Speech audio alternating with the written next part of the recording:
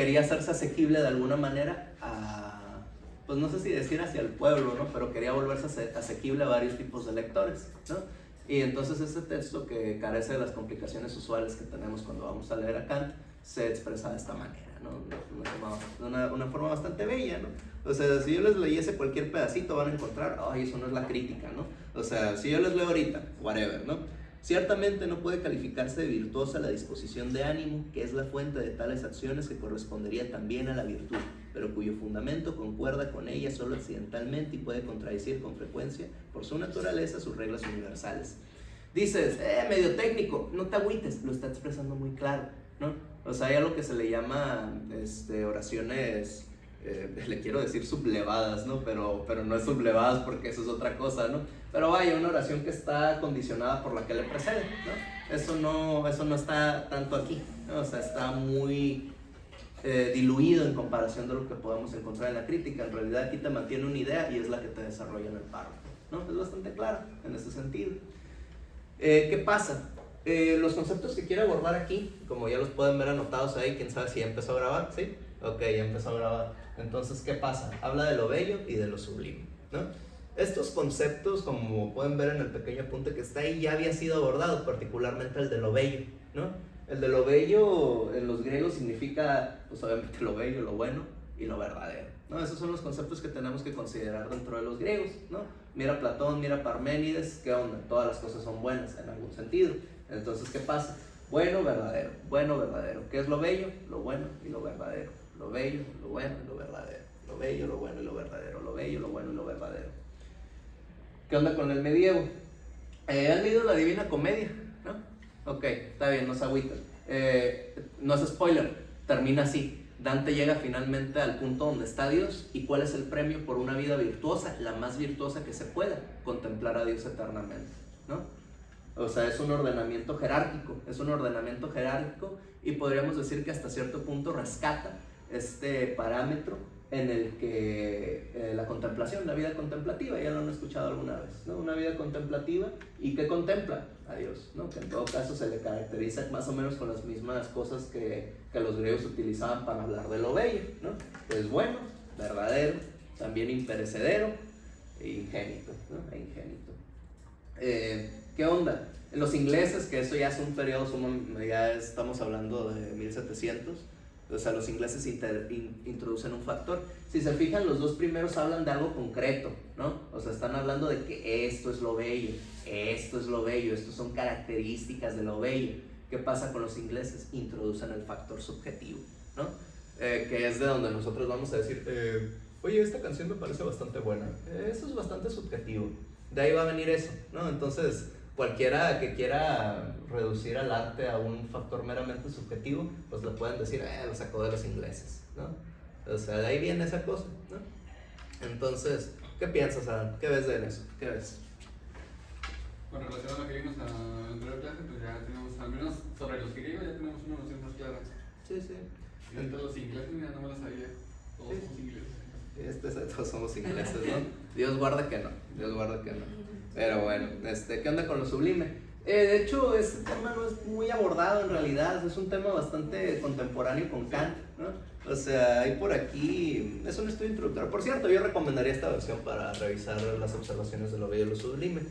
Por si quieren aparentar algún tipo de potencia en tanto al estudio de la filosofía, es una edición bilingüe. Pero ¿qué pasa? Cuenta con un estudio introductorio bastante amplio y bastante ameno, ¿no? Son unas 78 páginas, en las que la doctora Dulce María Granja Castro de Prover se dedica a hablar de la obra, ¿no? Introduce el contexto general en el que está hablando Kant y posteriormente pues aborda los conceptos como los habla Kant, ¿no? Entonces es un estudio bastante amplio, bastante bello, debo decir, tiene muy buena pluma, es una pluma latina definitivamente. Lo entiéndanlo en comparación con cómo habla Cassirer de Kant, ¿no? Ernest Cassirer, neokantiano a propósito, ¿no? Este alemán, o este tipo de lengua alemana, quién sabe si era alemán, tiene un trabajito que se llama Vida y Doctrina, ¿no? Vida y Doctrina, ¿de quién? Pues de Kant, ¿no? ¿Qué pasa? la forma en la que él habla, su prosa, o sea, esto no es una crítica al contenido, es su prosa es muy dura de roer, ¿no? Entonces, pues está bien, es como entiende la filosofía. El modo de expresión nos ayuda mucho a entender cómo es que un autor entiende la filosofía, ¿no? O sea, un autor que te habla, ese es el sonido que hace su prosa. No tengas cuidado porque por ahí hay algo, seguramente, es muy claro que va a haber algo. Pero fíjate bien, entiende la filosofía así como suena. Así suena la filosofía en su cabeza. Chécate eso. Entonces, ¿qué onda? En realidad el contexto de lo sublime no es ampliamente abordado por estos personajes, ¿no? O sea, hay por ahí un textito de un tipo al que le querían atribuir Longino, pero en realidad termina siendo anónimo. Es de los griegos, ¿no? Que se llama Peri Ipsos, ¿no? Que sería sobre lo sublime, ¿no? Pero habla de lo sublime como un género literario. Fíjate en eso, la filosofía como un género literario. Ahí podemos dibujar algo. Pero ¿qué pasa? Habla de lo sublime como una característica o un género literario, ¿no? Míralo de esta manera, o sea, ¿qué pretenden las obras de teatro? Hacerte sentir de alguna manera la conmoción que se está tratando de vivir, por ejemplo, dentro de los actores, ¿no? Es más o menos lo que pretenden las obras de teatro, ¿no? ¿Qué es lo sublime? Es más o menos ese sentimiento, ese ensimismamiento en el que, pues vaya, te sometes cuando encuentras una obra de arte que podrías llamar sublime, ¿no? En todo caso, ¿no? En realidad no es algo muy estudiado, ¿no? O sea, dice por acá, ¿no? O sea, yo tengo una duda ahí. ¿A qué te refieres cuando hablas de sublime? Ok, pues sí, eso es lo que vamos a tener que abordar en esta sesión, ¿no? O sea, nosotros cuando hablamos de sublime te podría dar la definición de diccionario, pero fíjate bien, en filosofía eso está bien mañoso porque las palabras se significan con la historia de la palabra y por supuesto con el autor que le esté trabajando, ¿no?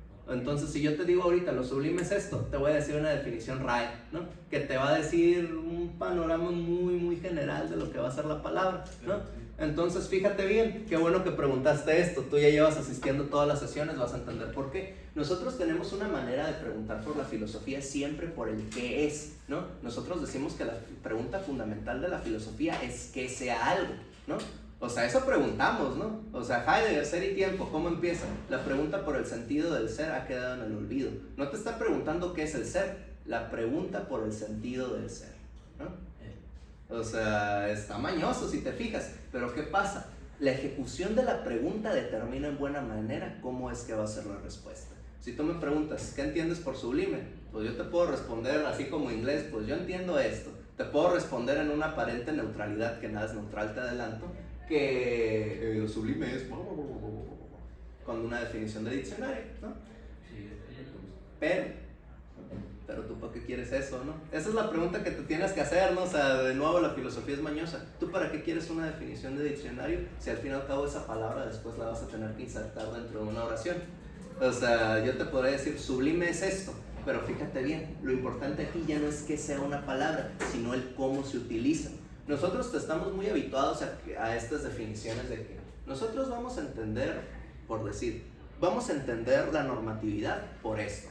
Entendemos la normatividad por ese panorama en el que constantemente se refuerza de ciertos estereotipos en los que te podría dar esa definición, pero ¿qué pasa? Tú ya estás objetivando de una manera bastante brusca la palabra, ¿no? Está escapando muchas de las acepciones que puede tener. Nosotros no tenemos que esperar que el autor nos dé el significado de una palabra necesariamente de forma explícita. Esto significa esto, sino que por el modo en el que se ejecuta un concepto a lo largo de una obra, o en todo caso en cualquier tipo de discursión, nosotros tendríamos que poder asomar dónde es lo que está hablando el tipo, ¿no? ¿Qué es lo que está diciendo, ¿no? ¿Cómo vamos a saber el qué? Por el cómo. Si yo te respondo ahorita, lo sublime es esto, yo te voy a pedir después, utilízala en una oración, ¿no? Y yo como en realidad te di una definición de diccionario, en realidad va a ser una ejecución bastante pobre, ¿no? Bastante pobre de cómo puede acoplarse la palabra. Fíjate bien cómo lo puedes ver además. ¿Cómo es más fácil que aprendas un idioma? Juntándote con personas que lo hablan de natural y que es todo lo que hablan, o tomando clases de, por decir, inglés. Porque quieres que te diga que es un idioma, ¿no? O sea, porque quieres que te diga lo sublime, si metiéndote dentro de lo que sea la palabra, vas a saberlo mejor. Es que sublime yo lo conozco como ver pero así, o sea, sublimar algo. Ok. Sí, pero, o sea, por eso cuando lo mencionas, Ok. como hablas de sublime como un objeto, Ok. y eso es lo que me queda. Está bien. Ahorita vamos a ver qué onda con eso de sublime como objeto. Vamos a ver qué es eso. Pero sí, está bien, dice sublime, sublimar. No va por ahí. No tiene que ver. Veme haciendo ese favor, Jonathan. Puedes buscar la etimología de sublime, ¿no? O sea, y ahorita revisamos eso, ¿no? Ahorita me levantas la manita para ver. No, lo que te iba a decir, que ya se me perdió. Lo que te iba a decir, lo sublime en realidad toma relevancia hasta los tiempos de Kant, ¿no? O sea, ese es el resumen. O sea, en realidad, tratado como lo va a querer tratar Kant y en ese contexto, casi que es de los primeritos que va a hablar de eso, ¿no? O sea, antes de eso era un género literario, ¿no? O sea, era un género literario. ¿Qué es esta obra? Por estas características, es sublime. La palabra sublime proviene del latín sublimis, que significa elevado, alto o excelso. Etimológicamente se compone del prefijo sub, debajo de, y limen, umbral o límite, lo que sugiere literalmente por debajo del umbral, elevado hasta el umbral. No, o sea, te digo, o sea, yo te tiro eso, ¿no? Te lo tiro al vacío, pues, ¿qué va a pasar, no? Hay que ver cómo funciona la palabra dentro del ejercicio que se está haciendo, ¿no? O sea, si te tiro la etimología, pues me voy a... Te puede dar una orientación, ¿no? O sea, es una manera, ustedes que están viendo desde allá, o sea, es una manera de trabajar las palabras. Heidegger lo hace mucho, se va a la etimología, pero si te fijas bien, saca la etimología y ya después el desarrollo que hace de ello, pues no viene implícito en la palabra necesariamente, ¿no? O sea, no dice, hay uno que te guste de Heidegger, aletheia, desvelamiento. El desvelamiento lo podemos entender, y ya cuando se avienta toda esa verborrea, o sea, no viene implícito en la palabra. Él te va a decir que sí, te va a decir que en la palabra viene implícito todo eso, pero si te fijas, ese ya es un ejercicio que viene aparte, ¿no? Si tú quieres la definición, ¿qué es? Ya te la acaba de tirar Jonathan, ¿no? Pero pues eso, pues está bien, vamos a ver, ¿no? Entonces, ¿qué onda? ¿No? ¿Qué piensas de esto, Evelyn? Tengo el chocolate en la boca. ¿Qué? Tengo el chocolate en la boca. Tiene chocolate en la boca, ¿no? Chocolate moca escuché y dije, what the fuck, ¿no? Está bien. Y bueno, lo que les decía, el modo de escritura de Kant, ¿no? O sea, nosotros ya tenemos una idea de que en filosofía nosotros hablamos como que, ay, what the hell, ¿no? Pero ¿qué pasa? Kant hace el ejercicio de desmitificar eso, ¿no? O sea, es uno de los muchos intentos de los filósofos en hacer un texto bastante accesible, ¿no? No que diga nada, no que no diga nada, ¿no? O sea, no significa que Kant haya rebajado sus conceptos, significa que los está explicando de un modo que el público general pueda adoptarlos, ¿no? Obviamente un público general dentro del contexto de la Alemania de sus años, ¿no? O sea, nosotros estamos en la otra esquina del mundo, en México, Baja California, Tijuana en este caso, no sé dónde sean ustedes de nacimiento, en español, entonces estamos accediendo a una traducción, a no ser que sean bilingües y puedan leerlo en alemán. O sea, nosotros no tenemos el contexto de la palabra en el modo en el que lo utiliza Kant, ¿no? O sea, esto no lo vamos a abordar en esta sesión de forma amplia, ¿no? Pero, por ejemplo, cuando Kant está hablando lo que le corresponde a cada sexo, el femenino y el masculino, nosotros podemos entender esto, pues, es una misoginia de Kant toda la vida y un machismo, lo que tú quieras, está bien, lo podemos entender así, pero ¿qué pasa? Nosotros se nos abre la posibilidad por nuestro contexto precisamente de entender esas categorías no como objetos, ¿no? Ya no relacionados con los genitales, sino entendidos más relacionados con el modo de sentir, ¿no? O sea, ya quedamos, ¿no? O sea, el discurso de la época es que hombres y mujeres son iguales, ¿no? O sea, o ese es el discurso que cuando menos pretendemos alcanzar, ¿no? Kant va a proponer otra cosa, ¿no? Pero ¿qué pasa? Nosotros si lo leemos de un modo bastante literal, vamos a caer en que está hablando de los genitales, ¿no?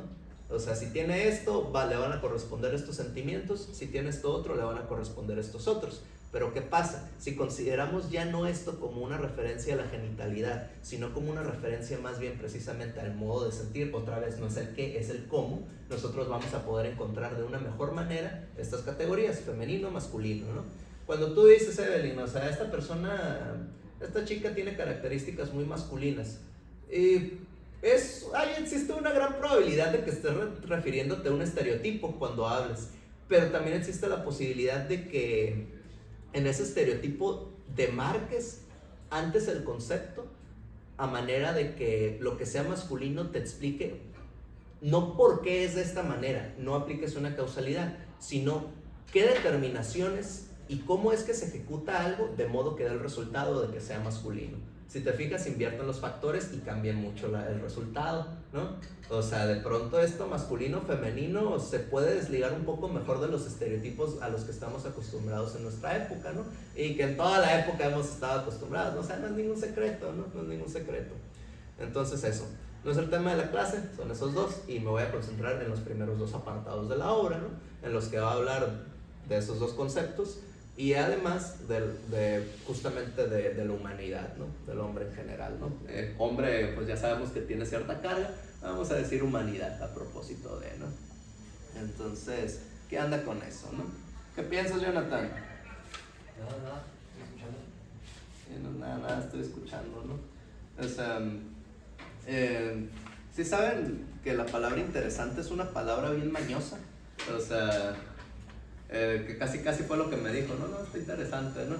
O sea, interese, ¿no? En medio de ser, quién sabe para qué te sirve esa etimología, ¿no? Pero es una respuesta muy mañosa si te fijas, el tema es bastante interesante. Es un modo de no decir nada, ¿no?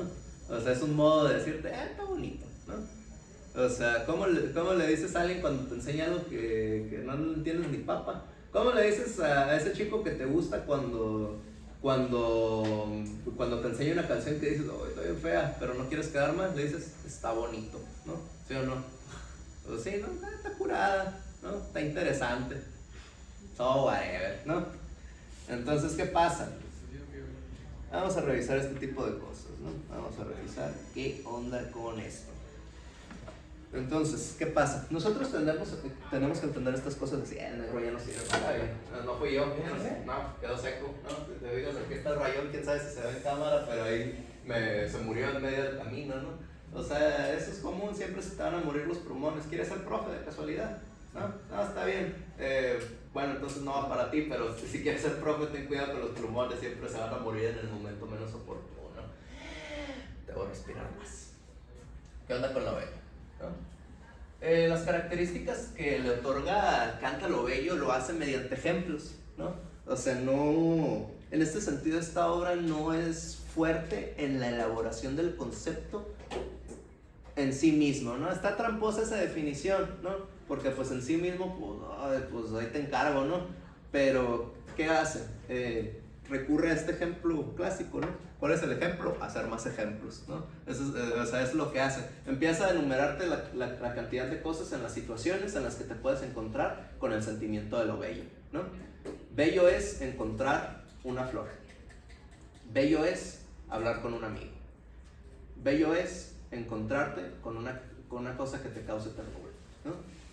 Si te fijas, no refiere a un objeto, no es una característica necesariamente. Puede funcionar como eso, pero principalmente se está posicionando en situaciones en las que experimentas lo bello. ¿Qué pasa? Aquí sí podemos ver un poquito ese rescate de los ingleses, un poquito, porque ahorita eso se va a torcer, ¿no? Podríamos ver esa parte del elemento subjetivo, ¿no? O sea, es esto. Nosotros sentimos esto, ¿no? O sea, ¿cómo participan todas las personas en humanidades? Yo siento que, así empiezan todas las participaciones, yo siento que ya nosotros estamos determinados por eso, pero ¿qué va a pasar? Estas características, o más bien estas situaciones en las que Kant encuentra lo bello, ¿qué pasa? Se van juntando de tal manera que te dan un panorama. Ok, vamos a ver, trabajarlo de esta manera. Ya sé cómo, tengan mi paciencia. Tú ten fe, ese es el dicho, tú ten fe, todo va a salir bien, ese es el dicho. Entonces, ¿qué pasa? Al remitirte con un ejemplo, no solo Kant, sino todos los filósofos, al remitirte con un ejemplo, lo que está haciendo es que te facilita visualizar que sea algo y también en la situación en la que te lo puedes encontrar, ¿no? O sea, mira, por ejemplo, estábamos revisando el banquete hace ratito, ¿no? O sea, o hace unas clases, ¿no? Un fragmento del banquete, ¿no? Cuando Kant introduce estos mitos, si te fijas, son imágenes, ¿no? O sea, remite de un modo que puedas imaginar de una buena manera cómo es que se ve algo. Y sí o no, esos ejemplos te transmiten cierta sensación, ¿no? O sea, si tú lees filosofía y dices, son palabras, pues ahí dice lingüísticamente está diciendo, chécate bien, porque la verdad si hay algo, sí tienes que sentirte muy afectado cuando estás leyendo textos literarios y filosofía. No lo ves en la filosofía, míralo en la literatura, ¿no? O sea, tienen que estar bien atentos de que están sintiendo más o menos lo que el autor pretende, ¿no?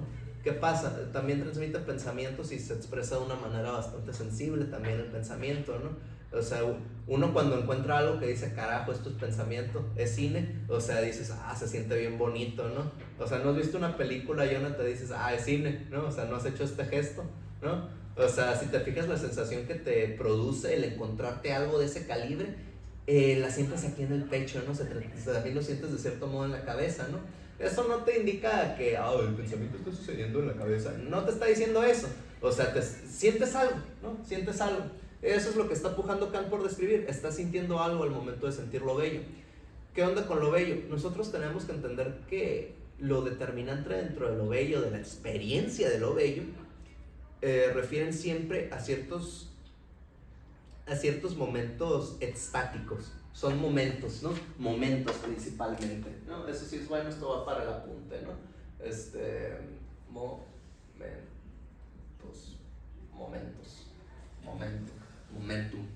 Momentos. Son momentos. ¿Qué pasa? Si te fijas, momentos, la imagen que te da sí, está en plural, ¿no? Pero si te fijas, estás haciendo un cúmulo cuando piensas en momentos. Yo te voy a decir momentos en los que te has sentido enamorado. Vas a pensar en ciertos momentos en particular. No vas a pensar en toda tu etapa de enamoramiento, en cómo conoces a una persona y todo. No estás pensando en eso. Piensas en ciertos momentos en particular y los pasas así, ¿no? Y te remite en ese conjunto a cierta sensación, ¿no? Que en total te tiene que dar algo similar a lo del enamoramiento. Algo sí pasa con lo bello, son momentos, son particularidades que posteriormente en una unidad se presentan con ese sentimiento, ¿no? El concepto se formula después, ¿no? O sea, el concepto no llega antes para definir todo lo demás aquí, ¿no? O sea, ¿qué pasa? ¿De dónde nace el concepto? Y es donde nos vamos a detener ahorita, en cuanto explique también un poquito de lo sublime. Nosotros tenemos que entender que todo concepto va a referir a cierta sensación, ¿no? Aístesis, ¿no? Vamos a ver ahorita qué onda con eso. ¿Qué pasa? Son momentos cuando hablamos de lo bello. Y todos estos sentimientos que nos presenta Kant para hablar de lo bello, les voy a citar alguno que encuentre aquí. Dame un segundito. ¿Qué piensas al respecto, Adam? Estamos un chapuzón. Un chapuzón. Así es. No. Pues miren, así empieza la obra, ¿no? Dice: las diferentes sensaciones de placer o displacer no obedecen tanto a la condición de las cosas externas que las suscitan, sino a la sensibilidad propia de cada ser humano para ser agradable o desagradablemente impresionado por ellas, ¿no? Las sensaciones, tomen nota de ese. ¿Y qué pasa?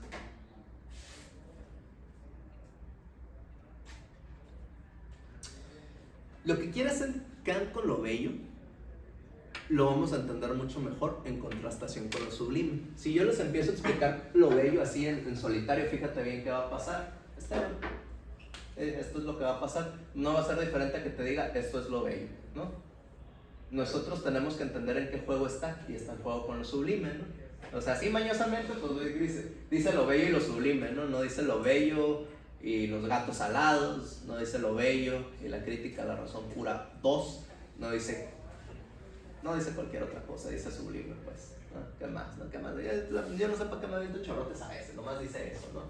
O sea, es que, no, lo sublime. Ay, ¿qué pensé yo eso? Sublime.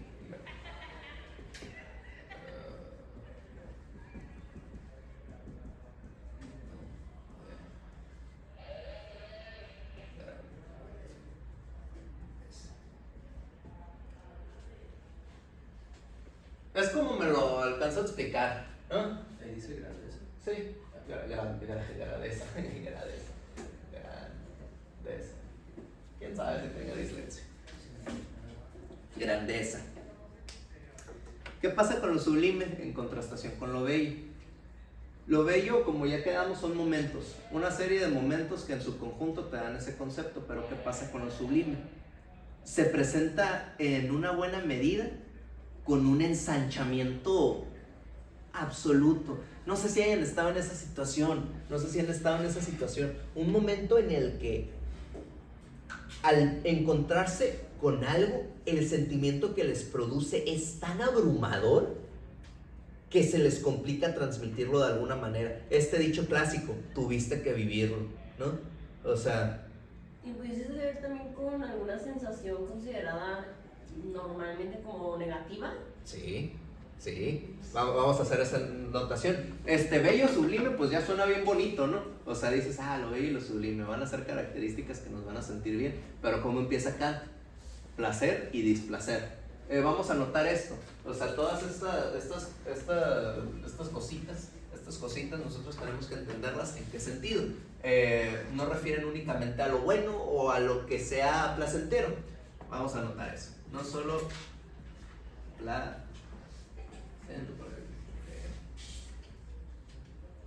placentero, también pues displacentero, ¿no? Se escucha bien feo.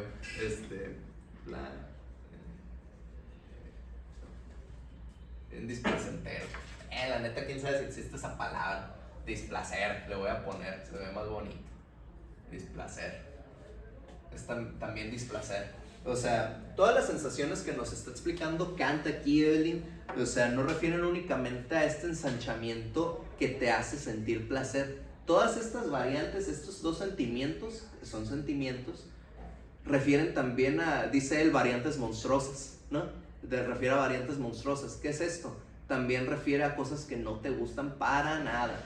No sé si te sea más fácil encontrar ese ejemplo, ¿no? Cosas que te producen tal disgusto que se te hace imposible hacer cualquier otra cosa más. Hay cosas que dices, ay, qué mal gesto, ¿no? Dijiste hace rato, no me contestaste. O sea, eso sería como el equivalente a lo bello en su etapa negativa. Dirías, maldito vato, dirías algo así, ¿no? O sea, pero ¿qué onda con lo sublime? Algo que se trastorne sublime, que siga manteniendo esa cualidad de impacto absoluto, o sea, también se va a reflejar en el sentimiento desagradable que te produzca, ¿no? O sea, quiero pensar en algún ejemplo que tenga a la mano. Ok, anécdota sencilla, ¿no? Porque en cualquier curso hay momento para anécdotas, ¿no? O sea, recuerdo una vez en la que me estaba hablando con una amiga, ¿no? Y entre el cotorreo me dice, pues la neta le fui infiel a mi vato en esta semana, ¿no? O sea, me lo dijo muy cotorra, ¿no? Y ahí va. El primer sentimiento que dije, pues qué mal, dije, ¿no?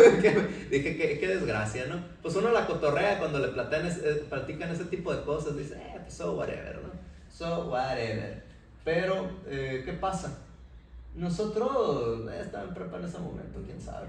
Pues, o sea, nosotros cuando elevamos el punto, y esto va a ser importante para lo sublime, nosotros cuando ya no consideramos solo la impresión inmediata, que eso también constituye a lo bello, es inmediato, y nosotros lo elevamos a una categoría que llega al punto de conceptual, en todo caso las sensaciones no solo son momentáneas, sino que constituyen la totalidad de cierta vivencia. Ya quedamos el amor.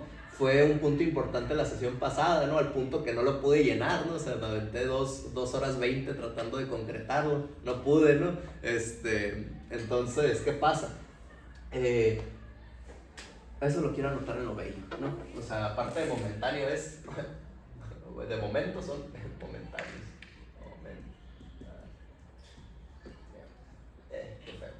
Bueno, es momentáneo, ¿no? ¿Qué pasa con lo sublime? Esa es perdurable, ¿no? Es una sensación que se inmortaliza con una concepción, ¿no? O sea, ¿qué pasa con el sentimiento de grandeza? Perdurable. ¿Qué tenemos que entender aquí? Vamos a verlo de esta manera, ¿no?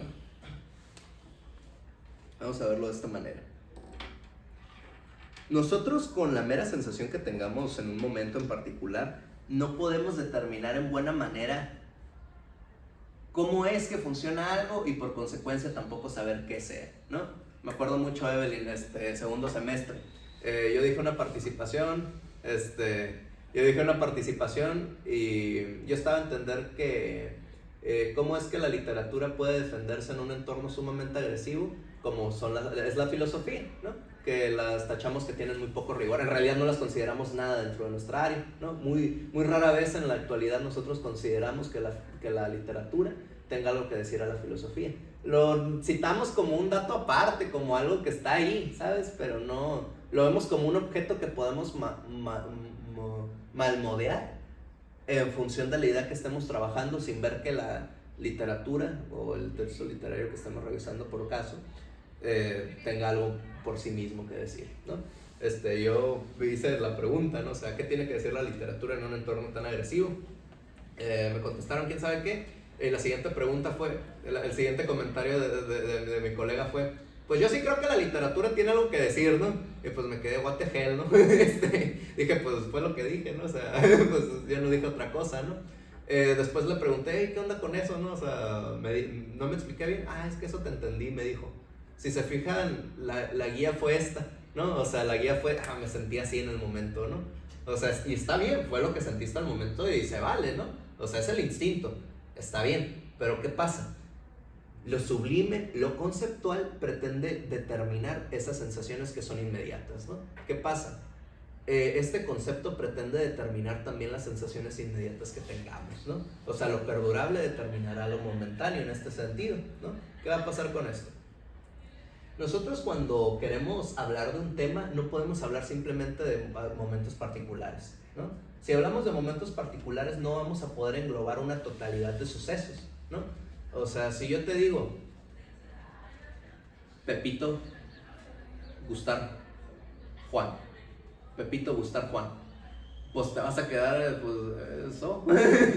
Y te puedo decir Carlita, gustar, Pepe, Pepe, gustar, Mencho. Yo soy el Mencho, o sea, nos podemos ir así. Te puedo enumerar cada una de las situaciones que estén dentro de esa tesitura, pero no te voy a poder dar un concepto por ello, ¿no? Yo tengo que hacer el ejercicio de esta totalidad de sucesos, que son en todo caso los que yo puedo abarcar, poder elevar de ellos un concepto que pueda englobarlos, y no solo a ellos, sino a los demás que se presenten en dichas condiciones. Cuando un concepto se le escapa algo, tronó, ¿no? O sea, por eso es tan complicada la metafísica. Seguimos en Kant. O sea, ¿qué es el asunto? ¿Es posible la metafísica como ciencia?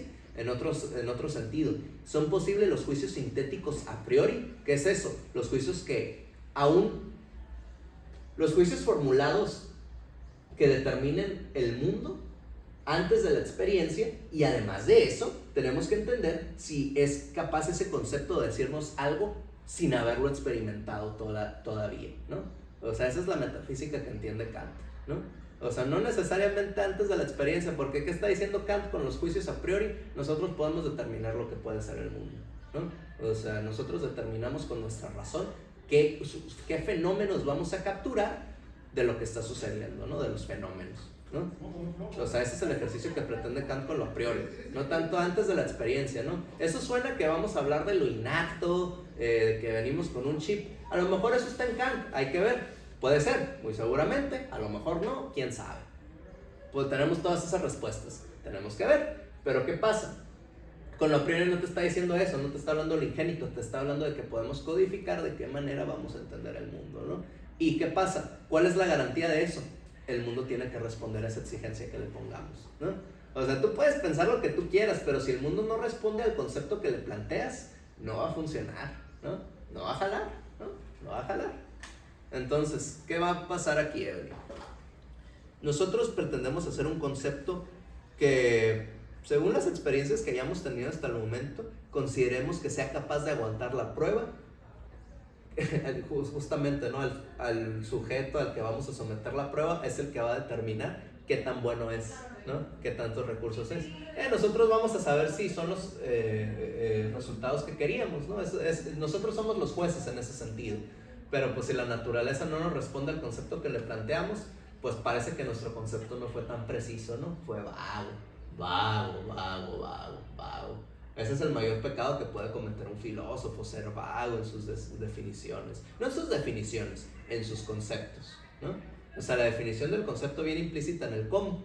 Y si un concepto queda vago, es que el cómo fue realizado fue también bastante vago, no estuvo bien trabajado en absoluto, ¿no? Eso es con lo que tenemos que trabajar, Evelyn, ¿no? Entonces, ¿qué pasa? De esos momentos momentáneos, valga la redundancia, nosotros tenemos que formular un concepto que nos ayude a determinar cuál es el sentimiento de lo sublime, ¿no? O sea, es lo que podemos ver aquí. El sublime sí es un sentimiento, pero ¿qué pasa? Va a llegar a su momento más álgido, a su punto máximo, cuando se formule el mismo como concepto, ¿no? O sea, ese es el punto, ¿no? Formar un concepto que sea capaz de englobar todas las condiciones de lo bello y también de lo sublime, y que de esta manera perdurar las cosas. Dice Kant, bello es la pena por ver a un tipo que está en condición de calle, ¿no? O sea, el sentimiento que sientes cuando ves a un tipo en condición de calle y te sientes conmovido por verlo en esa situación y quieres ayudarlo, dice, ese sentimiento es bello, ¿no? Ese sentimiento es bello. Pero ¿qué pasa? No llega a ser sublime, ¿por qué? Porque el afecto que sientes por ese individuo en particular, ese momento, ¿no? Te impide sentir en toda su magnitud lo que sentirías respecto a toda la condición de calle en toda la humanidad, ¿no? ¿Qué pasa? Ya no te fijas en el particular. El factor subjetivo lo tienes que trascender. ¿Cómo? Con una concepción que admita todo lo demás, ¿no? Así es como va a funcionar eso, ¿no? ¿Cómo vamos, Jonathan, con eso? ¿No? You got me, yeah, sure. Sí, sí. Está bien, ¿no? Pues ya lo leímos, ¿no? Pues obviamente te queda clarísimo. Todo está bien, papá. Todas las cosas son buenas, ¿no? Todas las cosas son buenas. Está bien. Entonces, ¿qué va a pasar aquí? ¿Qué va a pasar aquí? ¿Ya habías leído algo de Kant? ¿Tú, Adam? O sea, de la carrera. Estética. En la estética, ¿verdad? O sea, la crítica del juicio. Sí, a propósito. Vemos unas cosas de esas, ¿no? Por eso, no lo puse ahí en el título, pero si lo ven dentro del afiche, del póster, o sea, yo le puse observaciones tempranas de lo bello y lo sublime, ¿no? Porque pues dije, no, yo no me voy a aventar, yo no quiero que me llegue un kantiano aquí que me empiece a decir, la crítica del juicio dice, no, o sea, es de este librito, no, es de este librito. Pero es eso, ¿no? Es eso. ¿Qué pasó? Ok. Pero algo, una duda. Dime. Lo que te di sobre bello sublime, entonces, por ejemplo, tomando el ejemplo del hombre en situación de calle, verlo y compadecerse es bello, pero para experimentar lo sublime sería en lo general y no Sí. simplificar. Ok, ahí te va esto. O sea, tú para poder apreciar ese sentimiento en su totalidad, tendrías no sentir pena por ese tipo en particular. No por ese tipo de que te lo detestes, ¿no? O sea, ese en particular no te tiene que conmover tanto como el concepto de que hay un montón de gente que está en dicha condición, ¿no? Okay. Eso es lo que tú le tienes que pegar ojo, ¿no? O sea, por decir, ¿no? O sea, ¿qué ejemplo puede gustar? Ok, esta planta es bella, ¿no? O sea, no es lo mismo decir esta planta es bella en particular, este momento de la planta es bello, se siente bello. No es lo mismo que decir todas las plantas son bellas, ¿no? O sea, porque si te fijas, va a dar esa impresión de que vas a dejar de apreciar el particular, pero fíjate bien en qué sentido tú vas a dejar de sentir algo por ese particular, porque en su lugar estás poniendo a la totalidad de esos sujetos. No te gusta un humano, te gustan todos los humanos, ¿no? O sea, es eso, ¿no? O sea, no es la piedad por un cierto tipo de humanos, no es la piedad por un humano en particular, o un grupo muy reducido, o uno muy grande, pero no todos. Para que ese sentimiento en favor de la humanidad sea perdurable, tendrías que sentir ese cariño por toda la humanidad, ¿no? O sea, es eso, ese es el ejercicio del concepto, a ver si puedes implementarlo. ¿Qué piensas, Julio? O sea, pero que no, bueno, no, a lo mejor no capté bien como la idea que estaban rebotándose, pero, o sea, que no si sientes como, si el punto es como que puedas llegar a perder esa particularidad para sentirlo como en toda esa cantidad de sujetos, en este caso la flor o el humano, o sea, entonces, o sea, ¿cómo se podría realmente conceptualizar lo bello si todo termina siendo bello? A mí no sería como algo así tipo inglés. Mira dónde estás. Ok, ¿qué hay que entender con lo bello en este sentido? Todas las cosas son bellas, ¿no? Ok, vamos a ver en qué sentido. Cuando los ingleses te hablan del factor subjetivo, te refieren, esto me parece bello a mí, ¿no? O sea, no dan ningún otro paso, ¿no? Es todo lo que dan. ¿Qué te propone Kant? El concepto pretende trascender esa subjetividad, ¿no? Pretende trascenderla. ¿En qué sentido? Surge de la subjetividad, eso es cierto, particular, ¿no? Pero ¿qué pasa? Pretende trascenderlo, ok. Pretende trascenderlo, ¿de qué manera? Obviamente, cuando nosotros vamos a hablar de un concepto, siempre vamos a hablar a nuestras vivencias, ¿no? O sea, no podemos hablar de una vivencia no tenida, ¿no? Y si no la tuviste, pero dices, yo sí puedo hablar de ella, tienes la vivencia de no haberla tenido, la tienes en algún sentido, ¿no? Es como no tener papá, ¿no? O sea, lo tienes. Si dices, no tengo papá, lo tienes, pero en un sentido muy escabroso, ¿no? O sea, es como la variante displacentera, ¿no? En todo caso de estos sentimientos. Te respondo, fíjate bien. Ok. El punto no es dejar de sentir lo particular, ese no es el punto, ¿no? Es un accidente proveniente de la elevación a este concepto, a lo sublime, ¿no? ¿Qué va a pasar? Míralo de esta manera, ¿no? Ok. Míralo de esta forma. Un perrito callejero, ¿no? ¿Le has dado comida a un perrito callejero alguna vez? ¿No? O sea, sí o no, el sentimiento que sientes es decir, pues ojalá poder abarcarlos a todos, ¿no? O sea, ese es el sentimiento que tendría que venir después para que puedas elevarlo. No significa que vayas a dejar de sentir algo por ese perrito y que lo vayas a dejar a su suerte en una inminente muerte, ¿no? O sea, lo que vayas a hacer en ese momento, va, ¿no? Pero ¿qué pasa? Ese sentimiento, para que pueda elevarse, tienes que llevarlo al punto de decir, pues a todos los perros, ¿no? O sea, un ejemplo sería esas personas que dedican su vida y una gran parte, si no es que todos sus ingresos, a salvar a los animalitos, ¿no? Gente que pone refugios, ¿no? O sea, donde no los sacrifican, ¿no? Donde los cuidan. O sea, ese sería un ejemplo de gente que hace por elevar, no que lleguen necesariamente por completo, pero que hacen por elevar esa impresión inicial de que, este perrito me dio pena. Trata de elevarlo, a decir, es que todos los perros me dan pena, ¿no? Todos los perritos que están en esa condición me dan pena y yo quiero ayudarlos a todos, ¿no? O sea, es más o menos ese el ejercicio, ¿me sigues? ¿No? Ok, entonces, eso es lo que está tratando de hacer Kant, ¿no? ¿Y qué pasa? Kant no te está hablando de perros, ¿no? No te está hablando de perros, de gatitos, de pajaritos. Kant es antropomórfico en ese sentido en su concepción, ¿no? Él pretende dirigir estos sentimientos particularmente hacia el humano. Y es lo que va a determinar todas estas cosas, ¿no? Vamos para allá, ¿no? Voy a tomar agua. Cuéntenme algo. Cuéntenme algo. ¿Tú qué me dices, Evelyn? ¿Qué me dices? Ok, hace rato, aunque no tiene que ver como que con la sesión, cuando estabas diciendo eso del hombre y la mujer y de la distinción que podía haber en el sentir, entonces también se podría como, bueno, qué peligroso, ¿no? Pero, decir que entonces es otro tipo de ser o otra categoría ontológica. Pues fíjate, ahí nos podemos meter en terrenos muy escabrosos que precisamente no son el tema de la sesión, pero lo abordamos así breve, ¿no? Topas el concepto de antihumanismo.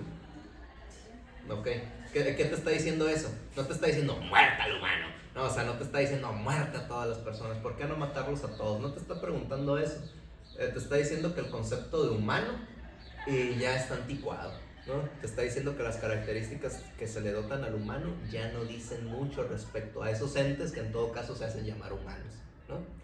O sea, va más o menos por ese lado. ¿Serían otro tipo de entes? ¿Quién sabe, no? O sea, fíjate Dostoyevsky, fíjate Deleuze. O sea, las fuerzas constituyen cuerpos. ¿Qué pasa con Dostoyevsky? Pues él no te dice las fuerzas constituyen cuerpos. Fíjate qué hace Dostoyevsky. Él te dice, aquel hombre que sea capaz de matar a Dios, piensa en el Dios cristiano, pero se puede traspolar no a cualquier Dios de que entonces también habla de Zeus. No, o sea, piensa que Dios es el fundamento, de ahí nos vamos a agarrar, ¿no? Cuando te dice, aquel que sea capaz de matar a Dios va a cambiar por completo en su fisionomía, ¿no? Fisionomía está aquí también, pero es también el cuerpo, ¿no? Piensa cómo se verán esos hombres superiores en todo caso, ¿no? O sea, eso está en Dostoyevsky, o sea, él también te habla del hombre superior, no es el mismo que Nietzsche obviamente, pero te habla de eso también, ¿no? O sea, para que lo cheques, ¿no? Para que lo cheques. Entonces, tú dices, ¿serán otro tipo de entes? ¿Quién sabe? A lo mejor el que ya no se piensa humano, su fisionomía va a cambiar por completo. Puede ser. Deleuze te habla de eso, te dice. O sea, las fuerzas constituyendo cuerpos, en todo caso, la fisionomía te va a hablar de la persona. La tesis está escabrosa, puede llevarnos a puntos muy complicados que yo no estoy seguro de ser capaz todavía de abordar. Perdóname eso. Pero es una posibilidad, o sea, que la fisionomía determine la forma del cuerpo, ¿no? O sea, piénsalo de esta forma.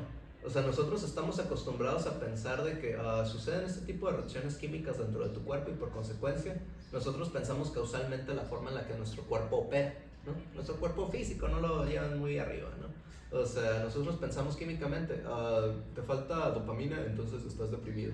Nosotros pensamos así nuestra forma de operar, ¿no? ¿Y qué pasa? Eso nos mete en un determinismo muy burdo, ¿no? Nos lleva a un determinismo necesariamente. Sucede esto y por consecuencia tú, esto, ¿no? Si te fijas, es un factor puramente pasivo respecto a las cosas que sucedan dentro del cuerpo. Pero la pregunta mañosa, ¿no? O sea, ¿y qué causa esas reacciones, no? Dices, pues es esto otro. ¿Y qué causa eso, no? O sea, míralo con Darwin, ¿no? O sea, ¿cuál es la crítica a Darwin? Pues no es un factor activo, es un factor meramente pasivo porque las especies siguen evolucionando. O sea, eso dice Darwin, ¿no? O sea, se adaptan, que hizo qué, ¿no? Una verdadera teoría de la evolución tendría que considerar la actividad, ¿no? ¿Actividad de qué? Buena pregunta, quién sabe. Pero hay que considerar que nosotros no operamos únicamente como una materia inerte que se mueve por las reacciones químicas, que se empezó en un momento en particular por quién sabe qué razón y que pues así sigue la corriente, ¿no? O sea, pensar en un determinismo, lo puedes hacer, ¿no? Lo puedes hacer, pero ¿sabes quién te va a hablar de determinismo? Psicólogos, ¿no? O sea, ¿cuál es la corriente de psicología que más fuerte está ahorita? Conductivismo, ¿no? ¿Qué es eso? Pues tú que querías ser psicólogo, no sé qué. Conductismo, pues está en la palabra, ¿no? Pues sí, no está la palabra, ¿no? Esa es otra respuesta mañosa, esa yo se la enseñé, ¿no? Pues está la palabra. Nosotros estamos acostumbrados a pensar nuestra operación de un modo bastante causal. Causa, efecto, causa, efecto. ¿Qué provoca esa causa? Pues who knows, ¿eh? ¿Sabes dónde está el baño? Sí, está aquí al lado, ¿no? O sea, irás aquí a la izquierda. ¿Y aquí hay lugar para llenar este baño? No, aquí no. Quizá en dirección, pero. Dale. No, aquí no. Es esta que el edificio aquí. El primer piso. Del grifo, está bien, no te preocupes. No, y es buena señal, ¿no? O sea, lo mismo que dije cuando Evelyn salió la otra vez, o sea, dejó sus cosas, eso es señal de que va a regresar. Uno se queda tranquilo con eso. Nosotros pensamos muy causalmente en nuestro cuerpo, ¿no? Hay que pensar que puede existir otra probabilidad, ¿no?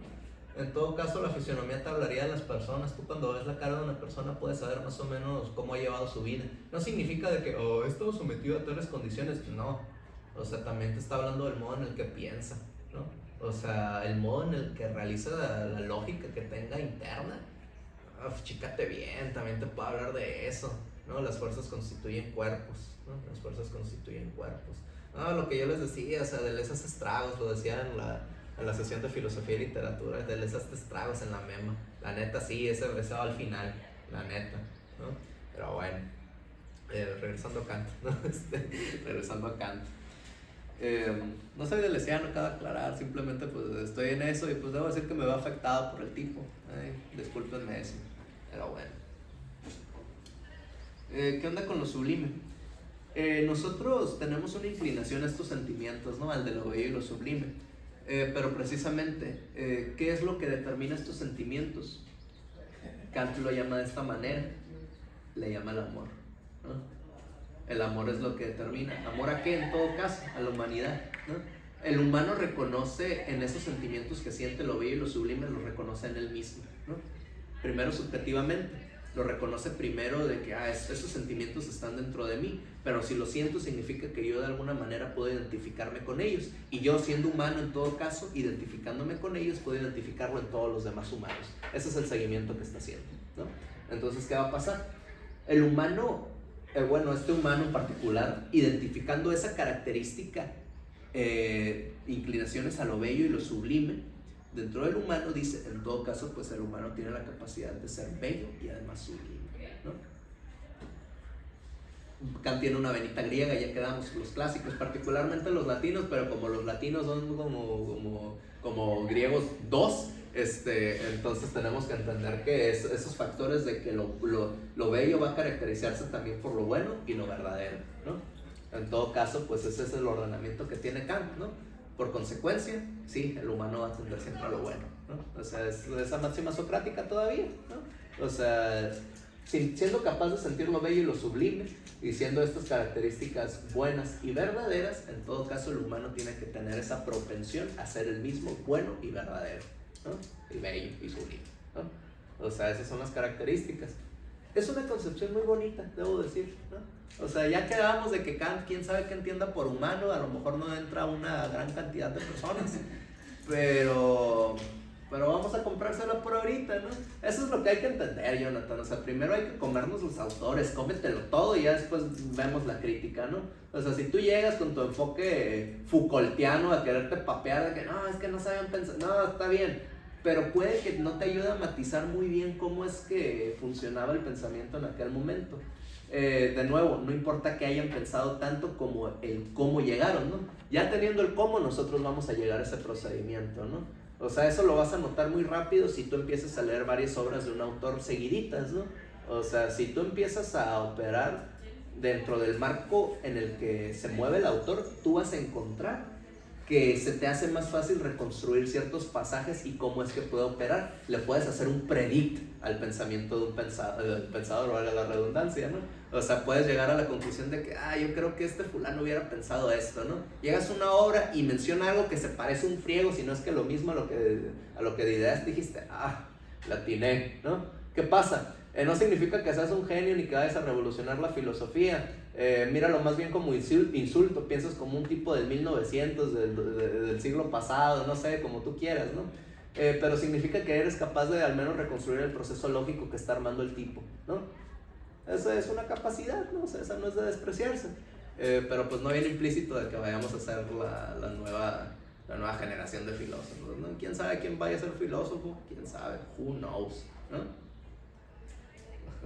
Dice uno, ¿no? O sea, el que tenga oídos que oiga, pues quién sabe si tenemos oídos, ¿no?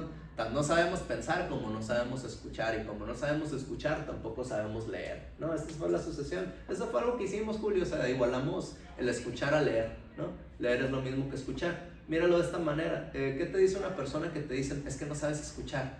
Te está diciendo que las palabras que está utilizando las estás tergiversando de un modo que no es comprensible el mensaje que te quería transmitir, ¿no? Y es lo mismo cuando decimos a alguien no sabes leer, ¿no? O sea, a lo mejor le estás diciendo analfabeta, puede ser, te diría qué pasado de lanza que se lo estés diciendo, ¿no? Pero a lo mejor le estás diciendo, es que las palabras no las estás llevando donde pretende que las lleve, ¿no? Va por ahí, ¿no? Leer es lo mismo que escuchar, llévate esa nota, vamos a estar tranquilos, ¿no? Bueno, es lo que tenemos hasta ahorita. ¿Qué piensas al respecto, Jonathan?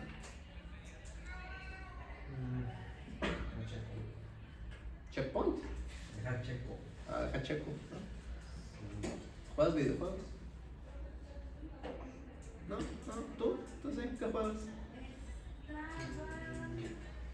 Pues acabo de terminar el Postal 2. Esos juegos oscurones, ¿no? O sea, de que te los venden en sobrecito, que tengo un jueguito para ti, ¿no? O sea, está bien. Entonces, pues eres de esos juegos medio escabrosos, ¿no? Sí. Más indies tirando de que, eso de quién te lo va a topar, ¿no? O sea, Sí, me gusta ahí navegar en Steam. está bien, se vale, ¿no? Bueno. Eso ya lo dijimos, ¿no? La anoté aquí, todo sentimiento en su punto más elevado tiende a la universalización, pues es lo que quedamos, ¿no? O sea, lo sublime en su punto más álgido va a ser un concepto que sea capaz de englobar todas esas experiencias, ¿no? O sea, también, está bien, uno se puede hacer predict también a sí mismo, ¿no? De que, bueno, pues ya me adelanté, ¿no? Llevar el tren. Entonces, ¿qué va a pasar?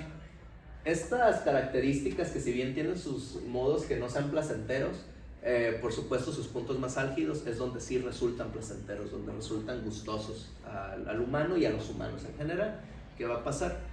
Estos conceptos no son especulativos, ¿no? No son especulativos, o sea, Kant no llega y te los plantea aquí porque yo digo, porque son Kant. Yo hice la crítica a la razón pura, yo puedo decir lo que yo quiera. No es eso lo que te está diciendo. Kant lo que te está tratando de decir es que no está hablando de una cosa que no esté fuera de nuestra, que esté fuera de nuestra experiencia, perdón. O sea, no te está hablando de algo que esté fuera, ¿no? ya quedamos, o sea, la crítica que se le hace a los sistemas metafísicos muchas veces es, ¿y esto dónde está, pues? ¿No? O sea, con lo que empezamos, ¿no? O sea, Spinoza, ¿dónde está la substancia? Spinoza te va a preguntar, ¿no la viste? O sea, es eso, ¿no? Nosotros podemos, sería más fácil que leyeran el texto, por supuesto, ¿no? Pero nosotros, en la explicación que nos da Kant, o sea, dentro de lo bello y lo sublime, nosotros nos vamos a hacer una imagen de ciertos momentos en los que podríamos confabularnos con dicha emoción. Entonces, pues eso es lo que tenemos, ¿no? Eso es lo que tenemos.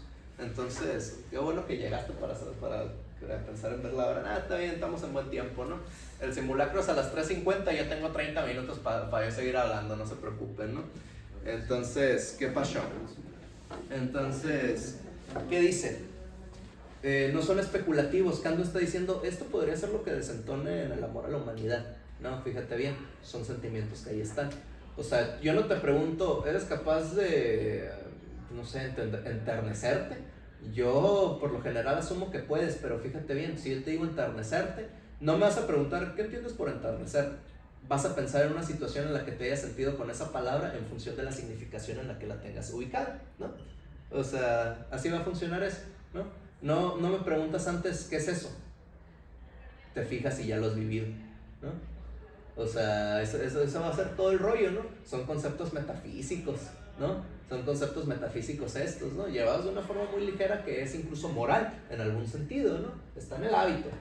Pero son conceptos que se quieren elevar al punto de la metafísica, ¿no? O sea, elementos que sean capaces de englobar una totalidad de experiencias. Entonces eso es lo que propone Kant, son sentimientos que ahí están, ¿no? Son sentimientos que ahí están. O sea, ¿quieres un ejemplo distinto? Mira Hobbes, ¿no? O sea, ¿qué te dice ese fulano? Te dice que ¿ya vieron a Hobbes en política? No, todavía no, está bien. ¿Dónde va? Apenas entramos en moderno. Está bien, lo van a ver, no se agüiten. ¿Qué les va a decir Hobbes? O sea, hay determinados sentimientos que al humano lo llevan a ser de cierta manera. Es una metafísica de los afectos en algún sentido, ¿no? Sin llevárselo espinosista. O sea, es una metafísica de ciertas emociones que siente el humano. La más fuerte de ella, el miedo a la muerte. ¿Cuál muerte? La muerte violenta. O sea, ese va a ser el sentimiento que va a determinar todas las demás cosas. Y Hobbes no agarra y te dice, este sentimiento significa bla, bla, bla, bla. Tú sabes cuál es el miedo a la muerte, ¿no? O sea, esa es la asunción. O sea, más o menos lo mismo te podría decir Kant, por eso te dice puros ejemplos, ¿no? Para ver cuál pega y en cuál te has sentido identificado y ya puedes decir, entonces todos estos son, o sea, te ha pasado, ¿no? O sea, estás leyendo una lectura, va a una página y dices, no la entendí ni papa, lees tantito la siguiente y dices, ya, a esto se refería, ¿no? Es un ejercicio común en filosofía. Te digo lo mismo de unas 3 maneras tentativamente y en alguna de esas va a colar, ¿no? O sea, es un ejercicio común, es muy didáctico, ¿no? Lo mismo hace Platón, o sea, te va poniendo ejemplitos y poquito a poquito te va subiendo la dificultad, ¿no? No porque sean difíciles ellos mismos, sino porque el grado de abstracción que tienes que tener para poder ubicar dónde están esos conceptos es un tanto distinto, ¿no? En esta sí la estoy armando, ¿verdad, Dan? En esta sí va seguidito. No, en la pasada sí me pasé de lanza, ¿no? O sea, 2 horas 20 balbuceando de que qué fregado será el amor. Así estuve toda la sesión y no, hombre, no me gustó nada. Pero bueno, a veces sucede, ¿no? Todavía no la subo a YouTube, pero pues bueno, eso vendrá eventualmente, ¿no? Hay un canal de YouTube, ahorita se los paso por si quieren ver las 2 primeras sesiones, que son las buenas, la neta, ¿no? Me gustó más la de filosofía y literatura, si tienes ese interés, ahí te la paso, creo que está bueno, ¿no? A mí me gusta. ¿Esto va a salir en YouTube? Sí, pues naturalmente puedes notar que por el ángulo ustedes no se van a ver, ¿no? Pero pues no te preocupes, sí, va a salir en YouTube. En teoría esto es un proyecto que está funcionando para divulgación a la lectura, ¿no? O sea, así se llama la actividad. ¿Sabes leer? Integración literaria, ¿no? O sea, mis sesiones se están grabando, tengo un colega que va a estar grabando también sus sesiones. Cuando vaya a ser el cierre, que vamos a pedir la piñera, o sea, vamos a hacer un pequeño coloquio donde vamos a hablar de como la conclusión de nuestros temas, ¿no? Es lo que va a haber, vamos a ver qué tal sale eso, ¿no? Esto sí me gusta, ¿no? Esto sí me gustó. Entonces, ¿qué va a pasar? Ahí está, ¿no? No es especulación, no es una hipótesis, ahí está, nada más fíjate bien. ¿Que dónde están las fuerzas del este? ¿No las viste? ¿No? Te va a bullear, ¿no? Ese es otro punto. O sea, aparte de mañosa, la filosofía es bully, ¿no? O sea, es lo único que te va a preguntar la filosofía. O sea, es que no le entendía el texto, se va a reír, ¿no? O sea, ¿puedes o no? No puedes, está bien. tu lugar está en otro lado. Se vale, ¿no? Es muy factible. Pero si tú pretendes seguir escarbando por ese lado y en todo momento será condicionado por una constante negativa, te va a decir, puedes o no, puedes o no, puedes o no. No te está corriendo, te está preguntando lo que es, puedes o no. Esa es la pregunta de la filosofía, puedes o no, ¿qué tanto puede? ¿Cómo sabremos qué tanto puede? Viendo cómo opera, ¿no? Así está eso, ¿no? A veces se pone medio escabroso esto, la neta. No sé. ¿Qué piensas tú, Esteban? Está chido, ¿no? Está interesante, cuidado, pero está bien, ¿no? Pero no, lo miré en su cara, dice, no, está chido, o sea, le está gustando, dice, let him cook, ¿no? Déjalo cocinar, está bien, ¿no? Y al final, ¿qué era el amor? Pues quién sabe, la neta. Pues si te estoy diciendo que no la armé, es que no la armé, ¿no? Eso sucede a veces, ¿no? O sea, uno quiere empezar un tema. También es un modo de aventurarse, ¿no? O sea, porque suena medio romántico, pero no se lo lleven así, o sea. Porque pues yo les podría haber traído de un modo más parecido a esto la sesión de Kant, ¿no? O sea, perdón, de la de Werther, o la de literatura, o la de interpretación. Se las puedo haber traído más o menos en este modo. Y seguramente hubiesen tomado más notas, pero el ejercicio es ese. O sea, el punto es ver qué tanto puede la mema, ¿no? O sea, yo puedo planear qué les voy a decir y pues ahora sí que con la garantía de que por lo general va a ser una lectura que no hayan hecho, que ha sido lo que ha pasado en las tres, ¿no? O sea no tienen la lectura de anterior. O sea, yo les podría hablar los datos, Cristian, de que, esto viene la lectura, van a tomar nota de todo eso, pero pues, so whatever, ¿no? O sea, va a ser lo mismo que si yo se las estuviera leyendo en voz alta, ¿no? O sea, el ejercicio es parte de eso, ¿no? Uno tiene que apreciar ese ejercicio en algún sentido, ¿no? Si la filosofía se reduce a una serie de fórmulas, dice un buen maestro, pues en todo caso no, pues ya se ha perdido lo que es la filosofía, ¿no? O sea, si lo puedes reducir a una fórmula en la que sea determinable siempre el resultado, pues se pierde mucho de lo que la filosofía puede, ¿no? Y pues esa es la pregunta, ¿qué tanto puede la filosofía? ¿Qué tanto puede la filosofía? Filosofía entendida en tanto género literario, quién sabe qué sea eso, ¿no? Pero bueno. ¿Qué más va a decir Kant? ¿No?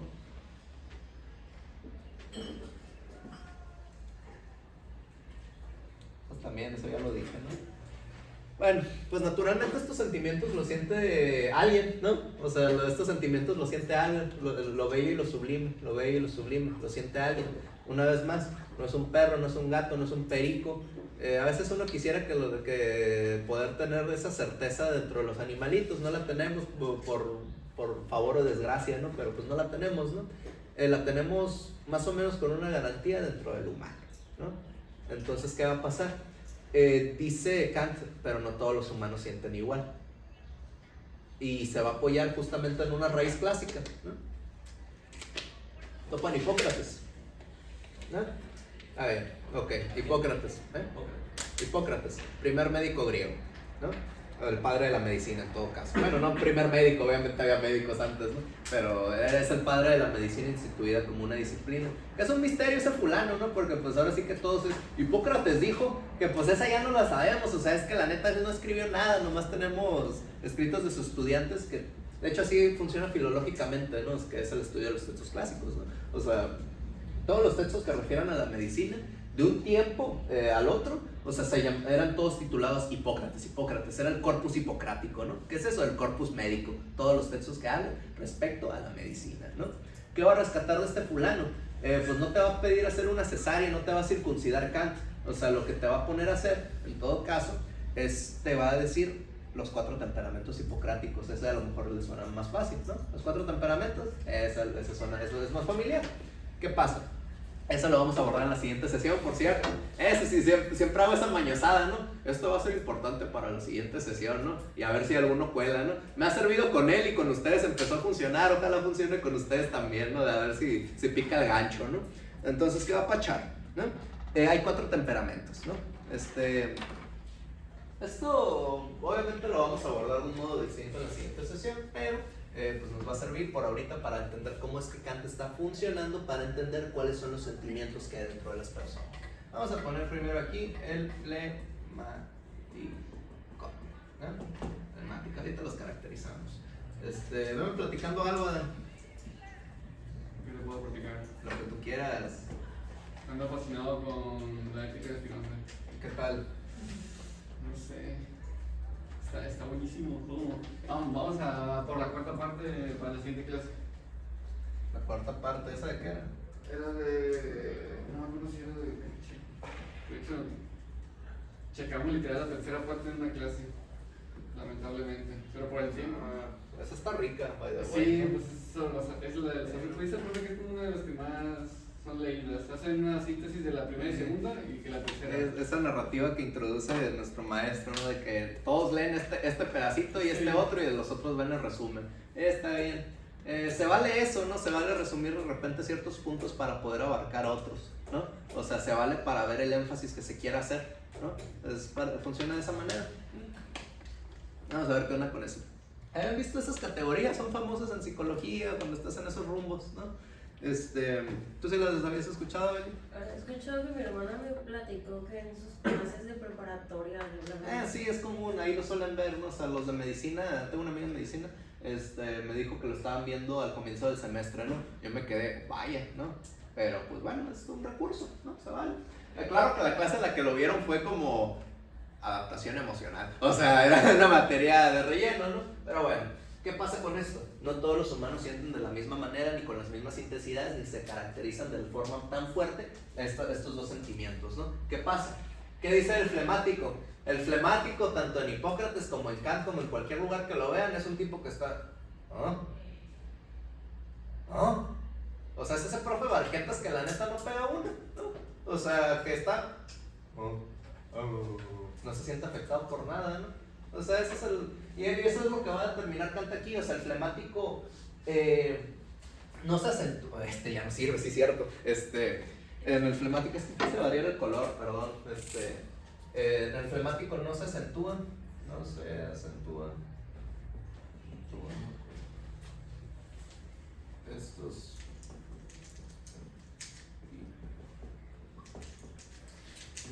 Ojo, dice acentúan, no dice que no sientan, dice que no están acentuados. Lo mismo va a ser para todo esto. Ahorita va a decir unas cositas, ¿no? No significa que no sientan lo demás, significa que esta característica en particular es la que más sienten, ¿no? Es donde más se nota, ¿no? Así va a ser en el sanguíneo, fíjense bien. El sanguíneo, el sentimiento que más predomina es el bello, ¿no? El de la belleza, ¿no? Bello, ajá, sí, belleza. Sí, me hice bola yo solito. El bello, ese es el sentimiento que va a predominar dentro del sanguíneo. ¿Qué es el sanguíneo? Ese compa que nomás te ayuda para la fiesta, que yo creo que no salía del cuadro en ese momento, pero bueno. O sea, ¿cuál es el sanguíneo? El compa que es para la fiesta, ¿no? Ese que nomás lo conoces, ¿de qué vas a hablar? O sea, ese es tu compa el sanguíneo, ¿no? O sea, es un tipo que se la quiere pasar bien, podríamos resumirlo de esa manera, ¿no? O sea, también lo puedes identificar como el coquetillo, el que es bastante hábil para manejar cierto tipo de interacciones sociales. O sea, esas son las características morales del sanguíneo, ¿no? Predomina en todo caso el bello. ¿Qué quedamos que era lo bello? Momentáneo, ¿no? El sentimiento inicial, esa es la característica principal. Otra vez, no significa que no sienta lo otro, pero es lo que predomina, ¿no? O sea, es lo que más se le nota, ¿no? ¿Qué onda con el colérico? Él, pues justamente, ¿no? Respecto a la grandeza, no con lo sublime, dice Kant, ¿no? O sea, como que le trae un corajillo aquí al sanguíneo y al colérico, porque dice el sanguíneo tiene un momento, dice una frase, o sea, del sanguíneo nadie tiene una mejor opinión de sus buenos sentimientos más que él mismo. O sea, le está diciendo, la neta, nadie te pela, ¿no? O sea, le está diciendo, le estaba voceando, ¿no? Lo escribí completo, gran sap. ¿Qué es eso, no? Grandeza. No, está bien, por querer ir rápido, ya vieron, grandeza. No dice lo sublime, dice la grandeza, ¿no? Entonces, ¿qué onda con eso? El colérico sí tiene esa afinidad en la parte de lo sublime, pero particularmente a esos momentos en los que refiere a la gloria, a la grandeza, al reconocimiento social, ¿no? O sea, míralo de esta manera, este tipo que en el escalafón quiere constantemente escalar para ganar más capacidad para exposición y además reconocimiento y además remuneración, ¿no? Si te fijas, son sí características morales todavía, pero se refieren principalmente a esas en las que se gane, en algún sentido, capacidad de acción, poder. Entendido en un sentido bastante objetivante, me van a perdonar eso, pero funciona para el ejemplo. O sea, va por ahí, ¿no? O sea, ¿qué onda? Grandeza, poder, ¿no? Es el soberbio de toda la vida, pues, o sea, así lo caracteriza Kant. ¿Qué más quieren? Entonces, ¿qué onda con el melancólico? Pues yo creo que Kant se miró reflejado acá, tantillo, ¿no? Dice, a este sí le corresponde lo sublime, ¿no? A este sí le corresponde lo sublime. Pues melancólico creo que es el que más claro queda de todos esos. Colérico, todavía te imaginas a alguien, ¡ah! ¿No? O sea, puedes pensar en eso, ¿no? Pero queda medio vago si quieres, ¿no? El melancólico, esa imagen que estás pensando es más o menos lo que habla Kant del melancólico. Y precisamente por esos sentimientos con tendencia a lo profundo, válgase la variedad de decir profundo, también oscuros, en tanto que puedan ser un tanto tristes. Pues bueno, así le funciona lo sublime a Kant, ¿no? Se tiene el melancólico, bueno, más bien, al melancólico así tiene esa receptividad mayor a lo sublime. Cierro otra vez repitiendo esto como por cuarta vez, o sea, no significa que no sientan lo demás, pero es donde mayor en determinado temperamento, por ese no es una cualidad, ¿no? O sea, el temperamento pues es el concepto resultante de cómo es una persona, ¿no? O sea, y por consecuencia en ese temperamento, en esa manera de ser, pues podemos determinar que tengan una afinidad más o menos mayor a uno de estos sentimientos, el bello o el sublime, el bello o el sublime, es lo que podemos hablar aquí, ¿no? Eso de que no todas las personas sienten igual también lo dice para hablar de la feminidad y la masculinidad, ¿no? Que ya quedamos, muy seguramente Kant sí estaba hablando de los genitales, pero pues vamos a pensar por un momento mira, no, ni eso, no vamos a pensar que Kant podía, quién sabe si podía ese tipo, pero nosotros sí podemos agarrar esa lectura para ver que puede referir a algo distinto, ¿no? O sea, podemos hacer ese ejercicio, ¿no? De que la feminidad y la masculinidad, apoyados más o menos en este texto, podemos decir que sean una cosa bastante distinta, ¿no? ¿Quién sabe qué sea eso, Adán? Oye, ¿tú qué estás deconstruido? ¿Qué rollo? ¿Tú cómo ves ese rollo de la pues sí, esos roles de género, no sé. ¿Roles de género? Está bien, dijiste roles de género, preguntaste. Dije algo distinto, está bien. No, bueno, con lo femenino masculino, ¿tú cómo ves ese rollo? Pero como, o sea, ¿cómo lo veo? Quitando los géneros que están en el... Como si habría una diferencia, si yo veo que hay una diferencia. Yo considero que sí hay diferencia, pero no significa que una sea más mala que buena, o sea, solamente hay diferencia. Está bien, estás haciendo un buen ejercicio ahí, o sea, es la admisión de la pluralidad, ¿no? O sea, tú si determinas que no va a ser mejor que el otro, pues bueno, ¿no? En todo caso, Claro. pues ya sabemos dónde lleva, toda nuestra historia está construida en torno a eso. Pero, ¿qué va a pasar? Tenemos que considerar otras posibilidades, ¿no? Esa es la respuesta general, ¿no? O sea, donde quiera que pregunto eso suele ser, o sea, hay una diferencia, ¿no? Pero no determina si uno es mejor o peor, ¿no? O sea, esa es una noción que está fuera de la concepción, ¿no? Eso es lo que me suele hacer, yo no lo tengo tan claro, decir verdad, ¿no? O sea, yo no lo veo tan claro, pero pues, so whatever, ¿no? Ahora sí que no me he puesto la chamba de elevarlo a concepto, por consecuencia es nada más una impresión que yo tengo, es subjetivo meramente, ¿no? Por consecuencia, yo todavía no puedo hablar de los elementos más altos de dicha categoría, ¿no? Ahí está, ¿no? Otra vez el ejemplo, ¿no? Quedó bien, ¿no? Más allá de eso, ¿qué tengo? ¿No? Este está bueno. Esta nota está buena, ¿no? Yo las hice, ¿no? No, fíjense bien. Ahora sí que el elemento ya para cerrar esto, como ya quedamos, estas nociones las tenemos, ¿no? Las tenemos definitivamente, no hay modo de dudar eso. No es hipotético, ahí está. ¿No las viste? Fíjate bien, esa va a ser la respuesta, ¿no? ¿Qué va a pasar? Va a ser algo bien chistoso Kant. Va a decir, la razón, o en todo caso, vamos a poner una barra, la intelección. Esto no tiene que hacer nada si no viene sustentada por estos sentimientos de lo bello y lo sublime, ¿no? Que ya quedamos, ¿no? O sea, suena bien bonito, ¿sí o no? O sea, la razón no tiene que hacer nada si no se ve sustentada en un principio por este motor que van a ser estos sentimientos, lo bello y lo sublime. ¿Cómo se elevan estos a un concepto mayor? Al amor, ¿no? Ya lo pude aterrizar, Cristian, ya llegó, ¿no? O sea, very good, very nice, está bien, ¿no? Me tomó en todo caso como 4 horas poder concretar esto en hora mientras estoy hablando, ¿no? Ah, neta, estuve toda la semana bien molesto porque no pude llegar en esa sesión. Neta, fue lo único en lo que pensé en la semana. Ayer fui a comer a un local con mis amigos. La neta, en medio de la comida dije, qué chutas es el amor, ¿no? O sea, estuve bien ondeado, ¿no? Porque yo me andaba comiendo mi filetito y nada, ¿no? Seguía llegando la comida, era un buffet, ¿no? Seguía llegando la comida y yo seguía comiendo y dije, que no entiendo qué es el amor, ¿no? O sea, ayer el cumpleaños de un compa, entonces pues me tuve que quedar callado para no agüitárselo, ¿no? Entonces, pues bueno, ¿no? La razón, la intelección, ¿no?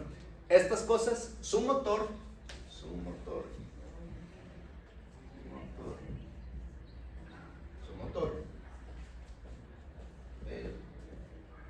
cariño, barra, amor,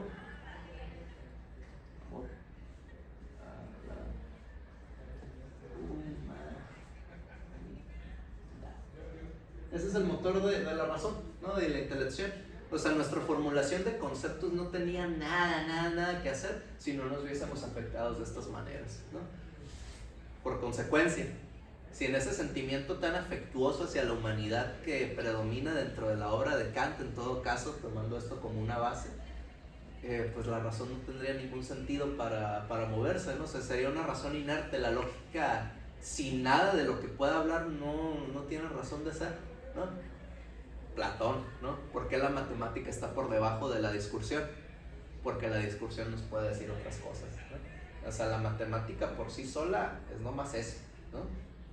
Pero ¿qué pasa? Agregando el elemento verbal, que por Dios es complicado porque pues no nos la hemos acabado, lo vas a escuchar, el giro lingüístico dentro de la filosofía. O sea, es solo testimonio de eso mismo que plantea Platón. O sea, no es solamente el ejercicio matemático, lógico, lingüístico, sintáctico de ordenar de ordenar un procedimiento lógico, no es solo eso. O sea, también es la integración de elementos que tenemos dentro de nuestra vida cotidiana, es el lenguaje, ¿no? El lenguaje particularmente verbal en las palabras, vaya, ¿no? O sea, perdón la vagueza del término ahorita, ¿no? Pero es eso, ¿no? O sea, nosotros tenemos que tener este sentimiento que va a potenciar el ejercicio de la razón, ¿no? ¿Cómo expresamos este sentimiento? Con conceptos. Si te fijas, el concepto lo produce la razón, ¿no? No me vengan ahorita kantianos porque yo sé que tienen un escalafón de que esta particularidad del entendimiento produce los conceptos. Y si no es el entendimiento, pues ya valió queso. Pero entiéndase, la intelección, ya por sonar redundante, la formulación de conceptos solo tiene sentido si nos van a hablar a la hora de justamente expresar esos conceptos para poder decir algo. ¿A quién? A otra persona, ¿no? O sea, eso va a ser, ¿no? La filosofía busca expresar, ¿no? La filosofía busca expresar. Por eso la filosofía puede hablar, por eso la filosofía se puede escribir. O sea, la filosofía, una vez más, pretende enseñar. ¿Y enseñar a quién? A los humanos, ¿no? Lo que sea humanos, lo vamos a ver en otro momento, ¿no? O sea, quién sabe si esa categoría sirva todavía. Yo también tengo que estudiar, pero pues con eso tenemos que manejarnos por ahorita, ¿no? Cuando menos así funciona en Kant, es el humano, ¿no? Eso es lo que tengo. Pues ya, eso es todo lo que yo tengo que hacer. Elma está bien dormida. Sí, no, por favor, ¿no? Para ya cerrar la grabación ahorita, sí, no, en todo caso, pues esta es una sesión